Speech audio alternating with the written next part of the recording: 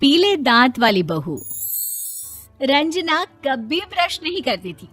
उसे कितनी बार उसके माँ बाप ने डांटा, लेकिन उसका कोई असर उस पर होता ही नहीं था, जिस कारण से उसके दांत पीले पीले हो जाते हैं। शादी के बाद अरे बहू, वैसे तो तुझ में कोई कमी नहीं है, पर तेरे दांत दांत इतने पीले कैसे हैं बेटा? कैसे मतलब? कोई सर्जरी थोड़ी ना कराइए। वो तो क्या नाम, मैं ब्रश नहीं करती थी तो पीले हो गए। अब क्या करूं? आप कहें तो लाल करवा लूं या फिर काले? यार ये क्या है, क्यों माँ से लड़ रही हो? लड़ रही हूँ? अरे मैं लड़ रही हूँ या ये बोल रही है कि दांत पीले हैं, पीले। अरे तपस्या थोड़ी ना की है इन्हें पीले करने के लिए। बकायदा ब्रश नहीं किया है 20 साल तक, तब जाकर। छी, कैसी बात कर रही हो? ये उस वक्त तो पीले नहीं थे जब हम लोग तुम्हें देखने आए थे। अरे तब साफ करवा लिया होगा डेंटिस्ट के पास जाकर। अब देखो कैसे पीले पीले लग रहे हैं। रंजना सास की तरफ गुस्से से देखती है। फिर शुरू हो गई पीले पीले पीले। अरे पीले तो तब भी थे जब मेरे हाथ का रसगुल्ला उड़ा उड़ा कर खा रही थी और बोल रही थी, लड़की नहीं गुणों का खजाना दे रहे भाई साहब आप। खैर, अब वो लोग करते भी तो क्या करते, पीले दांत वाली बहू पल्ले पड़ी थी तो झेलना तो था ही। एक दिन कीर्तन में रंजना गाना गा रही थी।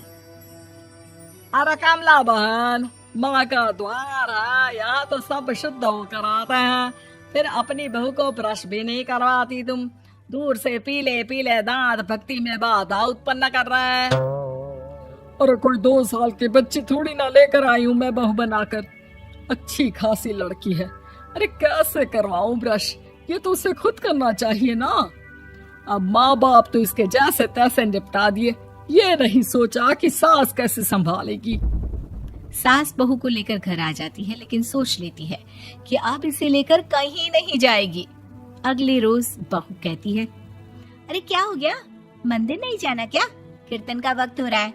मेरी मधुर वाणी से कान्हा जी जागते हैं और सोते हैं। आप तो जानती है ना उनकी भक्ति में कितना मन लगता है मेरा। वो क्या है ना, तबीयत ठीक नहीं लग रही है मेरी, आराम करूंगी मैं। तबीयत ठीक नहीं लग रही? अभी तो मिथुन के गाने पर नाच रही थी आप, और अब बोल रही है कि तबीयत ठीक नहीं लग रही। अरे भक्ति में मन लगा लो सासू माँ, ऊपर जाना है, क्या मुंह दिखाओगी आप? हाँ? सास को बहू की बात पर गुस्सा आ जाता है। मैं क्या मुंह दिखाऊंगी, इसकी चिंता तो ना कर, समझी? अपने मुंह की चिंता कर, जो ये पीले पीले दांत लेकर हर जगह पहुंच जाती है। पता है लोग कितना मजाक बनाते हैं। ना जी ना, मैं नहीं जाना कहीं तेरे साथ। तो ये बात है। कोई ना, मत जाओ, मैं अपने कमरे में ही बैठकर भक्ति कर लूंगी। ऊपर वाला दांत थोड़ी ना देखता है, मन देखता है, भावना देखता है। और अरे बस बस, तू सब कुछ दिखा, बस ये सफेद चमकदार दांत ना दिखाना किसी को, है? जा यहाँ से। बहू को सास की बात का कोई फर्क नहीं पड़ता, वो तो जैसी थी वैसी ही रह जाती है। सुबह नहाकर किचन में खाना बनाना, फिर खाना खाना, कीर्तन भजन करना और सो जाना। एक दिन, माँ जी मैं सहेली के घर जा रही हूँ, शाम को लेट आऊंगी। हाँ हाँ तो जाना, मैंने कौन सा तेरी आरती करनी है घर पर बैठकर। रंजना सहेली के घर जाती है, जहाँ वो पार्टी में जाने की तैयारी कर रही होती है। अरे शिखा, कहाँ जाने की तैयारी कर रही है? मैं गलत वक्त पर आ गई क्या? अरे नहीं यार, उल्टा सही वक्त पर आ गया। मैंने ये साड़ी और ज्वेलरी निकाली है यार, शाम को इनके ऑफिस की एक पार्टी में जाना है। बताना कैसा लग रहा है ये सब? नहीं यार, इस ड्रेस के साथ तो वो वाली ज्वेलरी अच्छी लगेगी। हाँ हाँ सही बोल रही है, मैंने ध्यान ही नहीं दिया। वैसे तो हमेशा से मस्त फैशन सेंस रखती है। तो बड़ा जाती होगी ना पति के साथ पार्टी में। रंजना कुछ नहीं बोलती, बस सोचती है कि यार काश ये बात सही हो जाती, पर मैं क्यों नहीं जाती पार्टी में? क्या इन लोगों की कोई पार्टी होती नहीं होगी? रंजना घर आती है और रात में पति से सवाल करती है, एक बात बताइए, आप मुझे किसी पार्टी में क्यों नहीं ले जाते?